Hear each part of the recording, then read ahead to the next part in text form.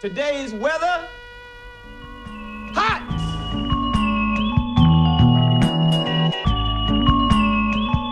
She good? Can we do this with her? I don't know if we can. She was doing her thing. She was chill until you came over. Okay, well, I like how we're really close right now. Our butts are touching. Welcome back to another Last Cast. I think this is Last Cast number 3. The first one I did was with Sam's cameraman, with Peric's cameraman, Sam. And the last one was with Carl and Alex. And now I've got Lucky and Rob Turkle with today, or as you guys may know him as LunkersTv. Why'd you come over today? What was the reason? Just to bug me?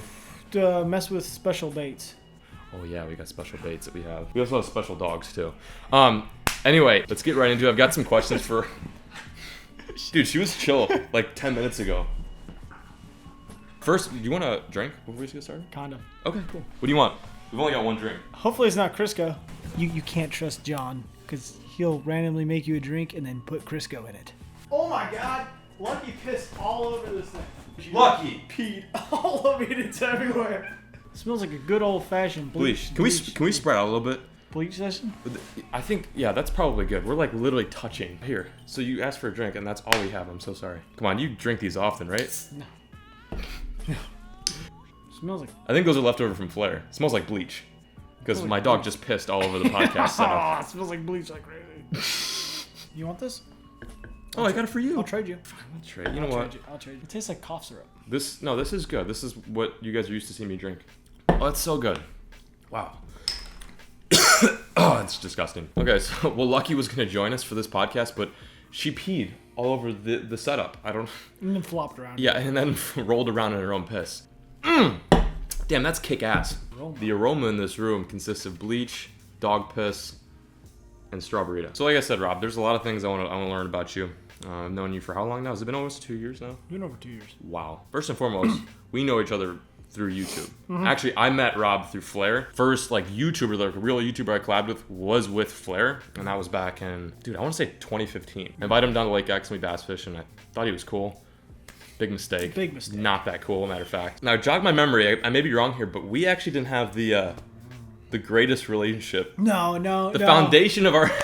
No, it wasn't. It was kind of an awkward beginning. It started off with like I fished with Rob, it went well. I don't know what I did. I did something. Yeah, you did something. 100%. Or said something. You said, I don't know what it was, but I was talking to Peric. I was like, you know what?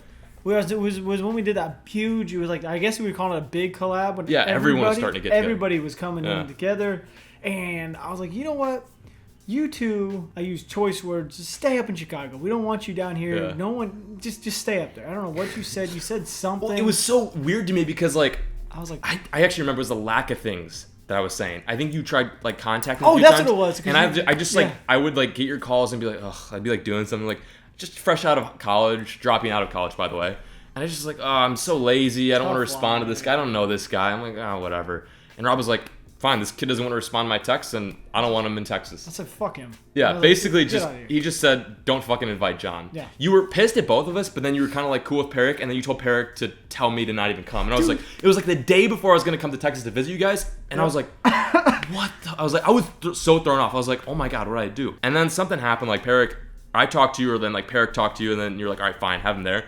And I remember landing in Texas and being like, shit, this is awkward as hell. Because I know this guy is like pissed at me low key, but I don't really know what for. So I was like kind of doing a little ass kissing. I was like, hey Rob, how's it going, man? How's it been, buddy? But that trip went fine, right? A good trip, that was a fun trip. Fun. That was the second time I hung out with you. Do you remember I sent the photo, Peric was asking me about how I learned to look at the lens. I have that in my notes. Yeah. Tell that story. The lens.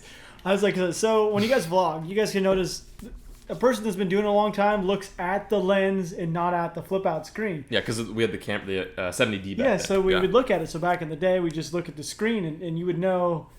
It just didn't make any sense to look at the screen. So he asked, how did I learn to look at the lens and not at the screen? Yeah. And I was like, I just take a little X. And Hector actually showed me this. I put a little X above the lens, so I'm staring at the X and not the screen. And he did not believe that that's actually what I was doing. He thought kind of like you were messing with him, but you were actually giving him like a good tip. And he's like, he sent me the text and be like, is this guy an idiot? What's he talking about? Yeah. Because we interpret it as like you were saying like put an X right on the lens, like right where you're the recording, the business end of the camera. And I was like, oh dude, you should totally mess with him and be like, all right, tell him like you're gonna just put white out all over your lens. Yeah. And then Peric was like joking, be like, all right, so I just put white out all over my lens and I can't see anything. Am I doing something wrong? Yeah, I remember and you were that. like, I think you I was told me, you're like, you either thought this kid was an idiot or you kind of knew he was like fucking with I you. thought he was kind of goofy. That was our first experience ever, and then somehow we developed a pretty pretty decent relationship, working and friendship after that. Lord knows how that happened. I think we all became friends more or less after Champlain. Yeah, after we fished up in New York, that was kind of like what sealed the deal as far as like, all right, we're all cool with each other. You're not a fuck. Peric's a fuck. I'm kind of a fuck. Right? Yeah. Nailed it. Got it. These are things I've been very curious about. Not like that I wake up every morning and wonder what's going on with Rob, but just like, you on the airplane, you're just thinking like, wonder what Rob's doing right now. I wonder what Peric's doing or Flair's doing. This is something I had. That's a lot of stuff right there, I see. Yeah, no, this is some good stuff. For those of you guys who don't know, Rob has a kid. Mm-hmm. Avery, how old is she? 2 or 3? She's almost 3. Almost 3. Yeah. You've been vlogging since when? She was like 1 or like how? No. I started like 5 days before she was born. Are you serious? Yeah, it was August 15th I started my channel. Wow. And then I really went hard. I think it was like March. I didn't know that. Yeah, like 5 days before. So essentially, you've documented a lot of your family life, and that's what people love about your videos. So you started basically before Avery was even born up until now. She's almost 3. Have you ever thought about what she's like going to like think once she realizes her dad is or like was a YouTuber and like she's in these videos? Like, I don't think she's gonna be like pissed about it, but she's gonna be like, whoa, this is crazy. It's gonna be that's gonna be a weird feeling when she's like 18 years old and be like, I can go back and watch myself. Yes. How I acted. Like right now, we just get to see pictures of ourselves. Photo, like, oh, but how was I? No, she gets to actually see. She was a turd. Have you ever thought about that? Yeah. It's like, what is she really gonna think? Like, that's crazy. Like she's gonna be able to show her friends. This is me. This was me. Yeah. However X many years ago. And she's definitely not acting in the videos too, because does she know that she's like, does she know like? So she knows when the camera goes on. Yeah. She knows. She like gets she that. Now she takes it like every single video. She'll take the camera and she holds it out like this, and she. That's interesting. She literally puts the lens pretty much on her chin. She knows that she kind of has an idea. Because that's like kids. Like the only thing we have to look back at is our photos of ourselves, like some crusty home videos that our mom was filming of us, like open up like a Lego set. Did you get Legos as a kid? I got lots of Legos as a kid. That's what we get to see. But Avery's got this whole archive of like bits and pieces of her life when she was a kid. I think that's pretty unique. I've always wondered if you thought about it. And I don't have to explain it. Like, so what was my dad doing when I was a kid? Well, I can just go back and watch all 700 of 1,000 This is videos. Dad in Africa. This is she can just watch everything. And you can't BS. You can't like fabricate the stories. No, they're really there. They're right there. Yeah. So you did 2 tours, right? Mm-hmm. Afghanistan and Iraq. Have you ever thought about relisting like now or a little bit before now, like while YouTube was going on or before you like really popped off? Is that something that you've? No, I couldn't. You couldn't? Mm-mm. What was it? Because of injuries or what? Yeah, I couldn't. I couldn't even join again. So. But like, if let's take that out of the situation or the equation, like. If I didn't have Avery and Sarah, I would for sure be a contractor. I'd be doing contracting work. Which is 100%. Going overseas and like protecting certain kind of people and getting paid. Very specific jobs. Mm-hmm. Interesting. You get paid a lot of money, but you're gone a shitload. I mean, you're in shit. You're gone. Yeah, you're gone. Yeah. But it's awesome. Like if you love doing that kind of shit, it's awesome. Because I mean, you've really honed in on a lot of that, along with filming a lot of your family life and your personal life. You've also, one of your first videos to go viral was the first time I killed someone. Yeah. Like that is a big part of your channel too. People know Rob not only as an angler, as a family man, but also as a veteran. Mm-hmm. So I've just been curious, like, is that something that's ever crossed your mind? I'm sure it has, but just for the people out there watching. Yeah, if I could, I would, but it'll never happen. Right. If I could do contracting work, I would. So before Avery was born, before I did YouTube, there was a thing called like the golden something overseas. Actually, Sarah was pregnant, and I wanted to go. It was when Syria kicked off, and there was a huge group of Americans going to Syria, and it was like golden lions or something like that, and they were fighting next to the Kurds in Iraq, and I was like steps away from doing that, but then you were about to like. Yeah, but then my main thing was I was so worried that I couldn't get back into the United States after I did it because I didn't know what I'd be labeled as. Because I'd be going overseas and fighting as a militia. I see. Yeah, so it was actually really. So that almost like crossed my mind because I fought with the Kurds in Iraq. The Kurdish people are really nice. They're really nice people, and they were fighting against ISIS. And that's when my buddy died. Was when he was a SEAL, but he got killed in Iraq helping the Kurds. That area, not directly helping the Kurds, but that's pretty much. I don't know. You kind of feel like you have to go back and want to do that kind of stuff. I mean, you were there for such a long, obligated. You feel like a sense of responsibility. And I think it goes beyond just saying like, oh, I think I'll just do another tour. Like you were there for such a long time, fulfilling a purpose, and it's just got to feel weird. Like once you come back home, you're like, there's still so much to be done. I don't know if you know this, Rob, but we actually we're tattoo buddies. I know. Yeah. See, I know you've got some tattoos, but you guys should check out my tat. Oh yeah, the OGT. I've got one tattoo, and the it's short and it's simple. I'm not going to go into it, but I want to ask you, and you've maybe done this in one of your past videos, but like, out of all the tattoos, which by the way is a lot on your body, which one is the most, or maybe which is the first one you got, or which is the most like meaningful? Like I don't want to get too sentimental, but like what's the one that you think of like when someone says which tattoo do you have? Like the first one you point to. Well, this was you can't see it anymore, but it's under there. The first one I got was my initials. I was 15, and I got it in somebody's kitchen. Dude, I've got like four or five kitchen tats. Kitchen tats? Yeah, they're not. Don't do that. It's not good. We should do that like as a series, like don't want to get Guggen kitchen tats. No, you don't want to get kitchen tats. I mean, they turn out okay. What kind of utensil is used in the kitchen tat? It's literally tattoo stuff. But I mean, it's just crazy. I'm so lucky I never contracted any disease or got anything from it. Yeah, it's I sketchy. didn't get anything. Sketchy shit. So those are your initials? My initials was initials and a cross. Which are? It was back then I put DT. I used to go by Drew. Okay. DT. Kind of random. Anyway. Most meaningful? I don't know. This sleeve took a lot of stuff. That's fairly new, isn't it? The full sleeve. Yeah, the full sleeve. Yeah. I mean, this is for my dad, but this one is like... This one's pretty meaningful because a lot of thought went into this one. The whole sleeve in general is pretty much the entire sleeve is... So you consider this as like one tat, basically? Piece. Yeah, one piece. Damn. I gotta work on mine.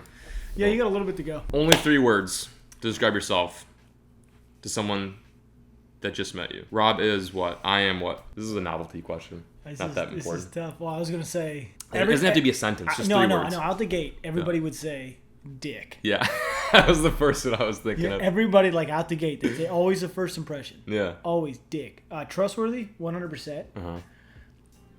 And the third one's gonna be, like, loyal. Okay. But so it would... Yeah. In some, to like interpret that in my eyes, it's like you can be a stubborn piece of shit, but your word holds true. Yeah. And you're not going to give up on someone or something. Yeah. That's 2 to 1 in my opinion. I don't think that. And when you combine those, it's just kind of like that's just like who you are. I think the problem with being a dick is you're just an honest when you're. Yeah, I think that's kind of a general thing that can go both ways. Like people can be offended by someone's characteristics, how they come off, but that just, in your eyes, that's just you being to the point, blunt. Blunt. Some people call it blunt, some people would call it being an asshole. Yeah, it's pretty much... It goes both ways, yeah. Okay, that's good. I like that. Other than when you're overseas, what were some times you can think of that you felt closest to like death? Like a scary-ass situation? First time jumping out of a plane, for sure. That's pretty close to death. That's like if you don't do this and the parachute doesn't come out. The worst thing is because it was the second jump I went on, somebody had died on the jump before me, so we got same stuck. plane or like same. So in my class, somebody actually died. There's like an attrition rate, I think is what they call it, or where somebody can get hurt. Like there's so many, like 10% casualty rate they're allowed, not death casualty, but like broken legs and stuff. Yeah. You're allowed to have. Yeah. I mean, it's a huge deal that somebody died, but you still have like 200 some other people that still have to learn the ratio. Jump out of a plane. Yeah, you can't just like say, stop, we're done. Yeah. We're done. No, you had to go back out the next day and jump, and that was the most people I've ever seen quit out of jumping out of a plane. Because that's the only thing that is on your mind. Probably you were probably thinking, well, my back in my mind is like everybody else is going in front of me, so why wouldn't I go? Wait, how did the person die? First of all, so there's a thing. So when a parachute opens, it's holding air, and there's no air above it. Yeah. It's a pretty crude concept if you think about it. Like there's no technology. It stayed the same. No, it's the same. So it stays the same. So you got somebody's chute opens, and then if you come up above the guy's chute like this, there's no air. The whole chute opens. Stopped. So his chute closed, and he's falling. Like sometimes it'll do this. It'll close. So they overlap basically. Yeah, and then you'll fall underneath, and this chute will open, and it'll do this all the way down. But that's all you got to do is pull real hard on your riser, and you'll shoot that way. And the guy didn't do that. Jesus. His chute closed. He pulled his reserve, got wrapped up in his reserve, and then he went all the way to the ground. Yeah, what altitude did they know? What altitude? No, he just fell all the way down. But the going out the next day, and you're like thinking about that. You're like, well, I got to go do this, and somebody just died doing it. I mean, it didn't really bother me too bad, but it mostly affected like the. It just adds reality to the situation. Yeah, but I'm also like the new people that just came into the army and the guys that had never done anything like overseas. They put them in like a mindset like, oh shit, I gotta go do something that somebody just died. I was like, well, fuck it. Well, I have to do it no matter what. I mean, you in that situation, you don't go back to your unit because this was after I just got selected for SF, and it's like I have to complete. This is the dumbest thing ever. I have to finish this stupid school to continue on training. So how long does school last? Like, how long does the training? Airborne's 3 weeks. Air assault's like 3 weeks. I think sniper's like 12 weeks. I think. Jesus. This is a pretty simple one, but it's a good question. Think hard about this. Dig deep. Get a brain blast. Get a Jimmy Neutron brain blast right now. You've done a lot over the course of just a few years based around YouTube, growing your brand, just like personal life too. Like you made some serious accomplishments. What's one main goal that you are looking at in the future? Get this damn house finished. I had a feeling you were going to say that. God.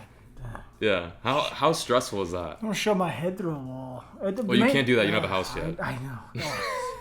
Is this the damn federal business or a banking system? Is after 2008, it is the most difficult fucking thing. What to get everything straight away? Yes. Oh my God. It's always Rackley's doing the same thing. He's 4 weeks deep now. All right. Well, we need this kind of paperwork now. Now they want taxes from 2014. I was like, I'm in the Army in 2014. Well, your income has changed. Well, no shit. I don't. I'm confused. Like, as a veteran, like, should it not be easy to take out a loan? Like, that's the reason why. Like, well, the thing is like for building a loan or for a builder's loan, there's nothing for a veteran. There's nothing. It's for building a house, but for buying a house. Buying a house, it's easy for us to go get loans. Like, I can go out and I can buy a house. Like, if you have good credit, you can buy a house like that. So it's difficult because you're trying to build. Yes. But you're doing something you want, which is like... I thought I wanted, but I'm going to tell you right now, never again am I ever building a house. So you're going to be living here for a while. This is it. Yeah. I promise you, I'm not building another house ever again in my life. So Avery, you better be happy with this house. Sarah's going to love it. You're going to love it. Just heed the warning, everybody that's thinking about building a house. Woo! There's only like 2 banks in Texas right now that are doing builder's loans. Really? Banks. It's so difficult. Oh, speak of Sarah. Speak of it. There she is. Probably should take this. Yeah, I should probably take that. Hey, we got a deeper look into Rob's life today. This was kind of a great little cast. I want to do more of these more often. One of my goals is to have these last casts like at least once a week, but the challenge is finding cool, interesting people to make my life look more interesting, to be featured on the cast. So if you guys have any suggestions, some ideas, I've been like trying to call him. He won't answer my phone. He literally, I think he has a new phone. Anyway, thank you guys so much for watching today's last cast. Leave a comment in the comment section below as to who should be on the next one. We're going to head out. I'm going to clean my dog because she smells like piss, and this room smells like Clorox bleach. Thank you guys so much for watching today's video. I will catch you guys next time on the next last cast. As always, keep fishing. Never stop.